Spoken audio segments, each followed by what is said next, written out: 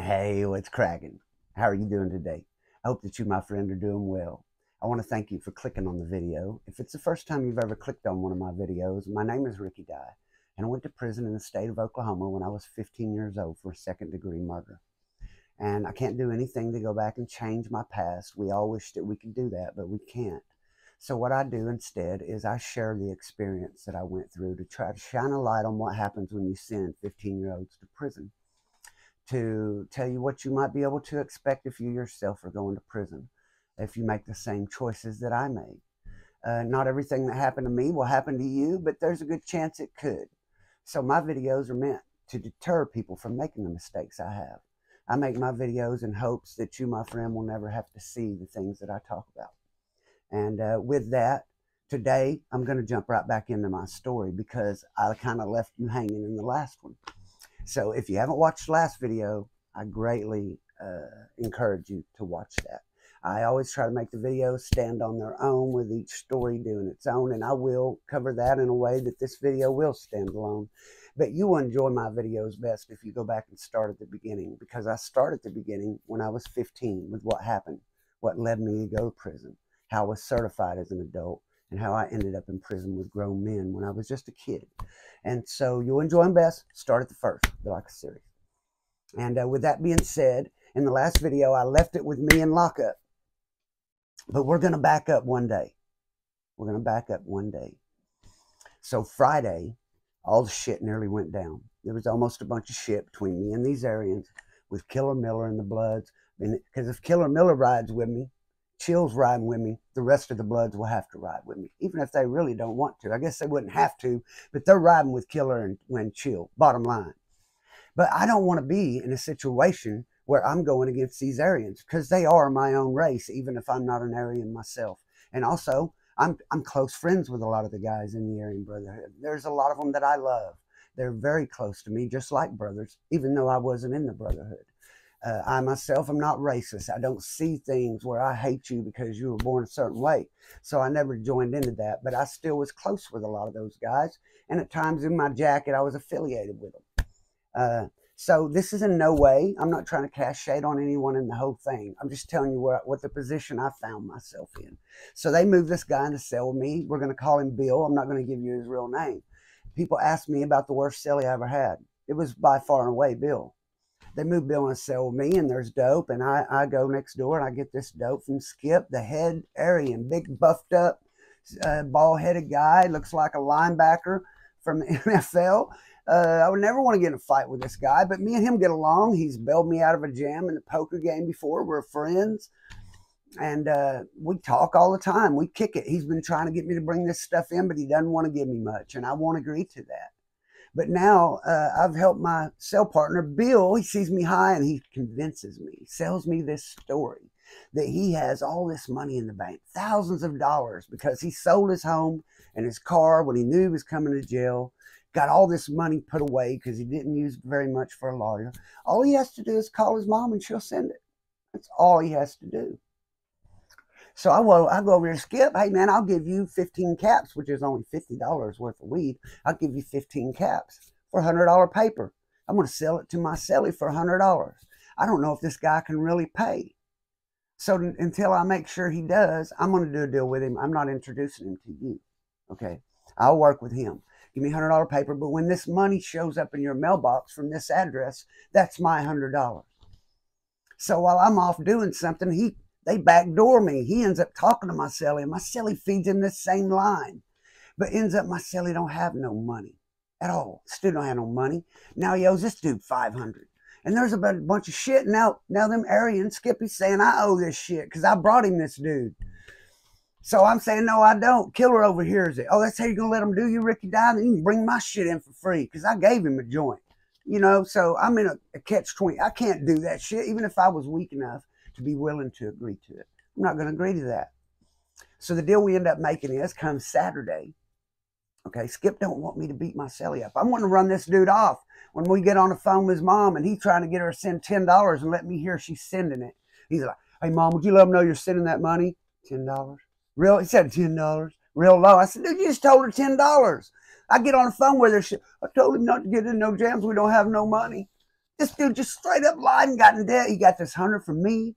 Now he's got 500 from this Aryan. What was he thinking? How was he? He had no way to pay this.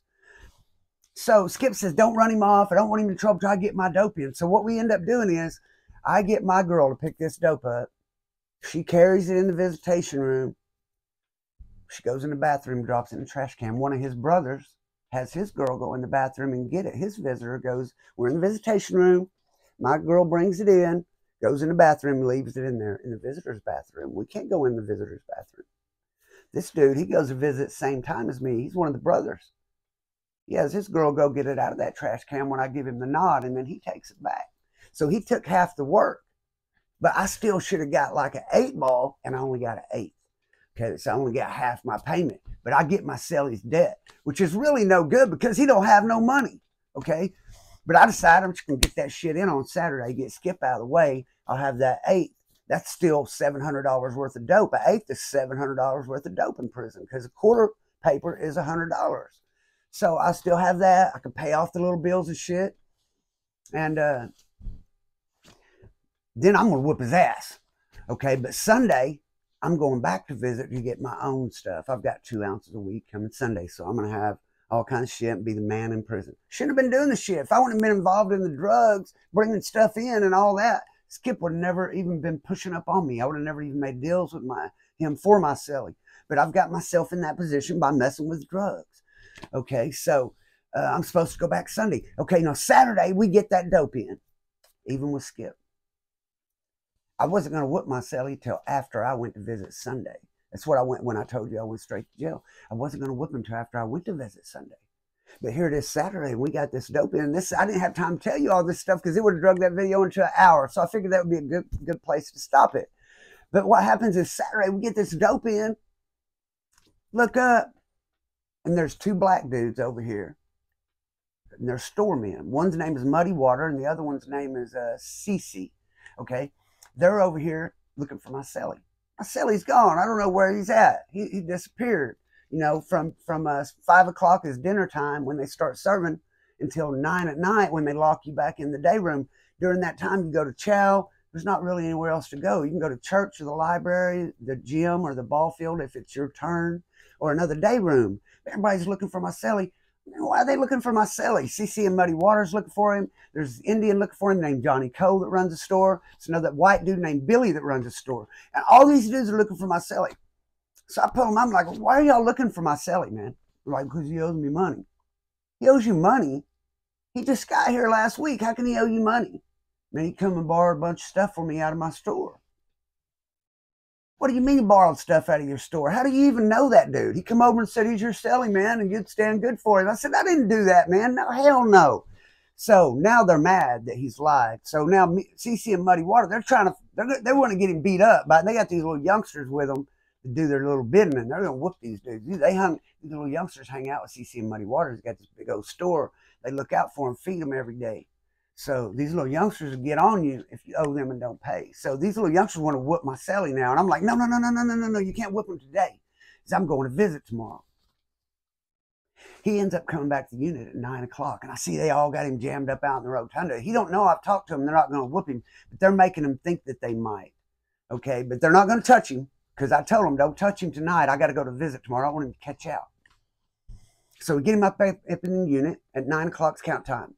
And I said, after countdown, me and Skip need to holler at you. He don't know about this deal me and Skip made yet. So I say, after 9 o'clock, when they pop the doors, me and Skip need to holler at you. And he starts getting all nervous. I'm like, we ain't gonna whoop you, dude. Everything is cool. Just gotta let you know what's up. I said, I paid your debt with Skip. He's like, what? What? So when the count clears, Skip comes over my cell and Skip says, hey, man, Ricky Dye took care of your debt. You owe Ricky Dye that $500 now. Now you owe $600. Skip gets up and leaves the room. So now I'm telling him, okay, now you owe me $600, dude. I was going to work it out with him. I was thinking about making a deal with his mom, letting her send me what she could every month because I figured it's the only way I'm going to get anything. Otherwise, dudes end up catching out. He knows Skip gets dope. He knows I'm getting weed because we let him know that shit when we thought he had all that money and Skip trusted him. We were high on that dope. We talked too much. Let him know our business. So we don't want to run this dude off. So I'm thinking, I'm just going to let his grandma pay me out. And, he's agreeing to it, and you can tell there's so much relief on him, and I'm thinking, that's what I'm going to do, man. Let this dude pay me out. I'll go to visit tomorrow and get my shit. I'm going to pay off all these little dudes he owes. So I tell him, I'm going to go get this debt. I'm going to pay your shit off tomorrow. And you're going to stay in this fucking cell. You're going to get your job in the kitchen. You ain't going to borrow nothing from nobody, dude. And your mom's going to pay me until she pays me off. I don't care if it's $10 a week or $10 a year, dude. You're going to right there until you pay me off. You're cleaning the cell. You're keeping the floor swept. You're making the beds. You know what I'm saying? And he's agreeing to all this shit. And then this little black dude I know downstairs comes up to the door, knocks on the door, and says, hey, man, let me get some beans. And I was broke as shit. I'm waiting to go to visit tomorrow to get it. He knows I'm broke. He says, I ain't talking to you. I'm talking to your cellie. I'm like, this motherfucker ain't got nothing. I know he ain't got nothing. And he's like, yeah, he's got some. Dude, your cellie's got some. And I was like, what? You got some beans, dude? He's like, yeah, I got a few. And he gets up and goes over there. Well, they give you a lock when you get there. If you choose, they'll give you a lock and a headphone and a little Walkman so you can watch TV. And they write it down. You owe it when you get money. So you can owe like $27, $28 and get you a little padlock and a headphone and radio. And he's got the headphone radio and got the lock, and he keeps it on his thing. And I'm not thinking nothing about him having nothing in there, though. He got the lock on there, and he gets up and unlocks it. And he opens it up, and he's trying to do it real sneaky. And Q jerks the door open and says, look at that shit. I look in there, dude. I didn't have my look in there. And this dude's locker is full of soups. He's got things of beans, cups of cheese. He's got some dip. Back then, you could have tobacco and shit. He had dip in there. I'm like, this motherfucker got $30, $40 in canteen in his locker. And he's going to let me go pay these dudes off. And he's not trying to pay them. He's the one got their shit and got it locked in his locker. He has no intentions of paying. So now I am mad, dude. So I said, Q, lock that door. Q locks that door. And I stood up and I hit him a couple times. And the dude does this. And I hit him on the top of the head and hurt my hand. And that's when I said, okay, I'll make this motherfucker kill himself. I made that dude write a suicide note. And I was going to tie a sheet around his neck and throw his ass over top run. And Q's like, don't do that, don't do that. Wait till after lockdown, because we're run men. At 10:30, they lock everybody else out. We get 1 extra hour to do the day room. We're out till 11:30, me and Q and one other cell to do the showers and the runs, clean the day room, sweep mop the floors. He's like, wait till I'm not going to wait till I get locked down, then do that shit, dude. Don't get me involved in that. I don't want a case. So instead of doing that, so I'm just going to whoop him all night. But my hand's all swole up now, so I get that lock on a belt. And I told you in the last video, all night, they would count.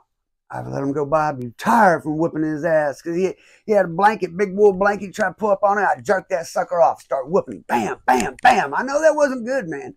Just some bitch is just lying, and asking, what were you planning to do? What was your idea? So he didn't want to catch out, he said, because his mom is close to him. She's ill. He's older. He's in his 40s. Mom real old. Only chance to see her is he stays here is close. So he wasn't going to catch out. Come to find out, he had already went to the case manager. He's supposed to be moving to Seaside on Monday. So he was just trying to keep that canteen, he said, till Monday and take it with him. And he said, I'll have a different canteen day. Those guys will see me when I'm drawn down. I said, what about the money you got from Skip? What were you going to do about that? And he said, well, I didn't think they'd kill me or nothing. I said, what? So you didn't think they'd kill you? So basically you figured the whooping was worth it? Well, I got pretty high. He said, but I got a couple guys in the kitchen supposed to send me some money. He said nothing about this. So he's got a couple guys in the kitchen supposed to send $50 to his mom. He's going to send that, he's planning just to lie it out and try to give them that little bit of money, and they won't kill him. He figures the whipping was worth getting high. And me, he wasn't worried about me at all. He said he didn't figure I would do nothing because I had my visits going on, and my girl was coming to see me. If I did that, I'd go to level 1. He figured I won't do nothing. That's what he told me. So now that you've told me you didn't went and borrow these people's store shit, you had no intention of paying them. They're going to move to the other unit on Monday, and I don't know about it.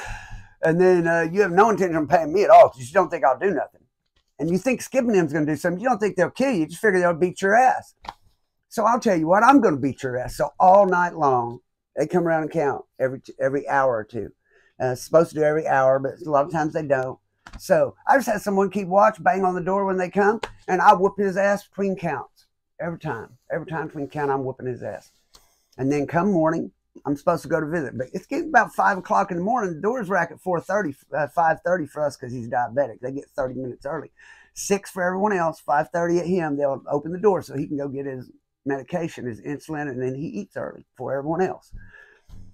And I'm telling him, don't catch out, don't catch out. And like, look here, man, I'm going to clear your debt. I'm going to clear your debt. Your mom ain't got to send nothing. You're going to be even with everybody because I've already paid Skip. I'm going to call you even, and I'm going to give you a 1/4 ounce so you can pay these dudes over here. So when you move to see you won't have no trouble. So tomorrow, I'm going to come in, I'm going to give you a 1/4 ounce. We ain't going to talk. Just see, on Monday, you should go ahead and move. That way I don't go to jail. But I'm knowing he's going to catch out. And as soon as they open that door at 5:30, he won't catch out and I go to jail. And that's only half of it. That's only half of it. So when I go to jail, I get down there and they put me down there and they tell me they're locking me up for beating up my cellie. He said, me and 3 other guys in masks beat my cellie up. That's what he tells me. This guy tells him, me and 3 guys in masks have beat him up. Aryans in masks. But he don't know who they are. He just knows they're Aryans. And we all beat him up. That's how he got all them marks. Send him about the lock. Said we all beat him up.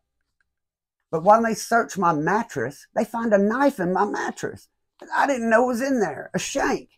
So they don't believe me that I didn't know it was there, but I swear I didn't know it was in the mattress, a shank.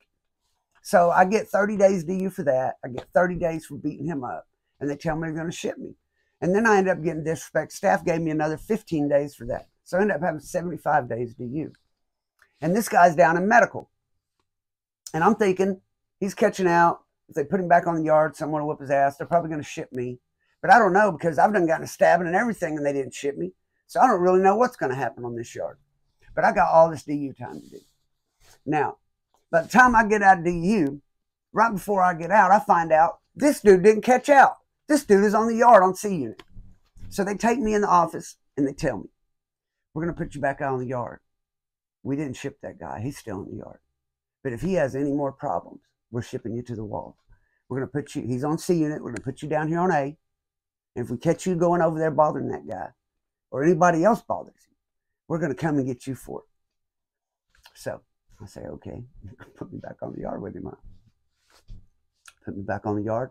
First thing is, I'm going to go get that dude and get his ass for catching out, get me locked up and all that. Now, I ended up beating the write-up on the knife, and here's why. Someone had taken their time, and okay, there's a real tough knife. Those mattresses are light green, and they're made from fire retardant material, and they're sewed together with a nylon string that's fire retardant. Someone had taken their time. You can get sewing kits on the canteen, and unlooped that and kept that string and put a shank in there and sewed it back up with the same string so you couldn't tell. People hide things in it all the time. Sometimes people could hold an extra mattress, take all the cotton out of one and double their mattress up and do it back. So it looks legal. Okay, people get away with that. The only reason I beat the write-up is I got that mattress the last time I got a lockup. But before they give you a mattress, they're supposed to take a metal detector and go over that mattress and try to find a knife. And they're supposed to make sure that they don't have nothing in it. And then they sign in the book that they checked it. And then they check it again before they issue it to you and sign in the book. But no one had checked my mattress either time when it came in or when they gave it to me. And so that's why I ended up beating that write-up on a technicality. It's just like going to court in the streets. And I'll do a video sometimes just about that, about the little court system in prison. But that was just a little bonus nugget. Okay, so I get back out of jail, and I'm going to go get this dude. I'm looking for him. And, okay, so Hinton is a big cross-section of, basically it's all inside. A unit over here, B unit over here, C unit over here. It's all on a big hallway system, a big X. And then down in this hallway is a little area where there's a library. So he's down there in the library. So I'm going down there to find him. And I get down there and I see him over there in a room where there's got a little religious group going on. He's wearing a kufi. He's a Muslim. So what's happened is when he was down in medical, they have a guy off the yard, always. That's your job, is you work in medical. You're a suicide watch. You go down there and sit with people who are thinking about killing themselves, and you talk to them, try to talk them out of it. If someone's just down there on something for medical and they're sick, or someone has to sit with them, instead of paying a nurse to do that, have an inmate sit with them. And you sign your name every little bit to show you were sitting there. And this guy's a Muslim. And he's been sitting down here talking to this guy, we're naming Bill, that has caught out on me, saying that so he's telling him that me and 3 other Aryans beat him up. And he's made it sound like we bullied him. He hasn't told him the real story at all. But this Muslim guy says if you become a Muslim, if you start following Allah and you become a Muslim, you're a new man. No matter what you did, it's all wiped away. So if you just become a Muslim, you don't have to worry about it anymore. You get a fresh start, and we'll all back you up. So Bill thinks this is a pretty good idea. So Bill joins the Muslims. So I tell Bill I'm going to fuck him up. First thing, I'm standing out there waiting on him to get him, and he just trying to walks past me, and this black dude walks up to me with two more black dudes and tells me, hey, that's Brother Bill now. You ain't fixing to fuck with him. Oh my gosh, I was so mad I couldn't see straight. I said, I'm going to tell you what I'm going to do to Brother Bill. I'm going to go get me some baby oil and shampoo, and I'm going to boil it. And I'm going to catch him coming around one of these corners and throw it in his fucking face, and then I'm going to slap the shit out of him. And if you want to get in the middle of that and jump in front of him, well, that's on you. So with all this going down, now I go back to the unit. He's telling me I better not do this. I'm telling him I'm going to do this. They go back to C unit. I go back to my unit. Word starts spreading. Now Skip and the Aryans, they're on my side, okay? Skip's like, fuck Bill. You know what I'm saying? Fuck Bill. You took care of that business, man. You're a solid white boy. Fuck Bill. They ain't fixing to do you like that. We got your back. So now the Aryans got my back against Muslims. Killer Miller, fuck Bill. You know what I'm saying? So the Bloods will help me too. So now I find myself where I was in a wreck with these UABs. Okay? And these Bloods were going to help me, but now I'm into it with these blacks, and these UABs are going to help me, and them Bloods. Dude, I don't want to start no war with nobody. My business with someone else, with another man, is between me and another man. You ever get into it with me, man, you have to worry about me. You don't have to worry about no one else. Just me.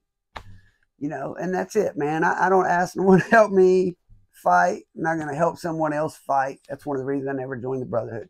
If I'm not going to come get you to help me. Because in my opinion, someone who loves you doesn't help you get a murder case. You know, if I'm going to go hurt someone, I'm going to get in trouble for that. Why would I help you get you in trouble too? If someone doesn't know it's coming, you should be able to do it just fine on your own. You know, so someone who loves you doesn't help you get a case. That's just that. Someone who loves you doesn't do that. And so since I'm not going to help someone else unless I really love them and want to throw my life away for them, I don't need no one to help me. I'm just going to ride it out on my own. You feel me? So I tell everybody I don't want nobody else involved, me and Bill, but the Muslims won't do that. They won't leave him hanging. There can't be a one-on-one. I can't fuck with him. So I tell them, well, let's all go out on the ball field. So I'm thinking once we get out there, I'm just going to get Bill. And right when this is all about to go down, old Brother Bill catches out again. So there's no war. So Brother Bill caught out one more again. So even with everyone behind him, he went ahead and left.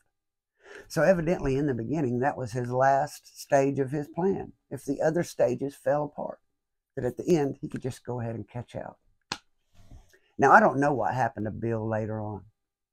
But let me tell you, if you go into prison and you just get a bunch of stuff from the meanest son of a bitches there with no intentions of paying them, and then you go somewhere else and people find out what you're doing, somebody's going to get you, man. And it's going to be bad, bad, bad, bad. So I wouldn't do that. But it about got me in a hell of a deal. And, you know, even though I was in prison, if I would have just been doing my little job and minding my business, I would have never been in that situation. But I was messing with drugs. I was putting my girl at risk. I was putting other people at risk.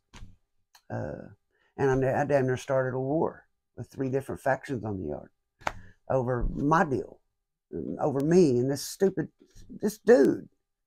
So I know what to think about that dude who had no intentions of paying anyone because he figured they wouldn't kill him to get high. I don't understand that. So you understand that? Tell me how, man. Now, that's the end of that story, but this is where I say my thank yous. That last video, I had almost 100 people subscribed. I went up almost 100. We were trying to get to 2,000, and now we're well over that. I want to thank every one of you guys, man. I know that there's a lot of things you can choose to watch on YouTube. And for you to take the time to stop, choose my videos, that means a lot to me. And I truly do hope that they stop someone else from making some of the mistakes I made, because that's what my videos are for. Shout out to the riders and dyers. The riders who ride till the wheels fall off, and the dyers keep riding even when they do. Sorry, I messed that up. I've got some of you guys' addresses, 4 of you. There are still 5, 6, 7 of you guys that were on that list. Ride or die. If you were on that list that I held up in that video and you know who you are, I just need your address before the first to send you your gift for standing by me, because you guys do the most. I want to thank you for it. Hope to see you guys in the next video. May God bless, keep and protect you and your family. Until then, peace out.